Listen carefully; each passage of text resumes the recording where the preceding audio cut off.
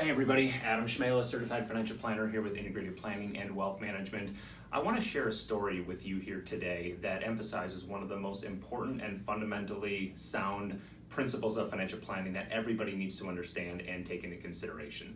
So I was having a conversation with a friend of mine and I was finding out how he was doing. It had been a couple weeks since we had talked, and part of the reason that the genesis of this conversation started was because I found out about a month or so ago he was laid off from his job, and he was the number one producer, the number one sales producer for an organization that he worked for. Why he got fired is a completely separate conversation for a different video on the importance of relationships in sales, but again, I digress and I'll come back here. So when I was asking him how things were going, he shared with me that he was under a lot of stress right now. He doesn't have a lot of time for anything. He's really worried about kind of what that next chapter looks like. And what he shared with me is that he's working in a retail environment right now and making a lot less than what he was making previously. But because he's having to work full time right now, he doesn't have the time available to go out and network and connect and conduct interviews and job search and things like that to find his next opportunity, again, because he's having to work in an environment or in a job that he kind of enjoys it. It's kind of in his wheelhouse of what he enjoys doing from a leisure standpoint, but it certainly doesn't provide the type of income that he was accustomed to making. And that the lesson that I want you all to take away from this video is two things. Number one is the relationship of time and money. With more time, you can certainly make more money, but with more money, you cannot make more time.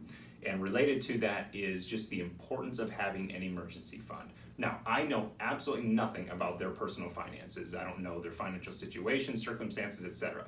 But I do know the general principle of if you have an emergency fund, if you have a lot of cash on hand to cover anywhere from 3 to 6 months of your living expenses, so what it costs you to operate and underwrite your household on a monthly basis, 3 months if you're in a dual income household, if you're a single provider, or you're the only income coming into a household, regardless of whether you're married or not, but if you're the only provider, then you want to ratchet that up to maybe 4, 5, even 6 months of income, cash on hand in the bank that you can use. Think of it as an umbrella, right? When it's raining outside, when we lose our job, when something catastrophic like that happens, it's raining. And the first thing that we want to do in a rainstorm is grab that umbrella.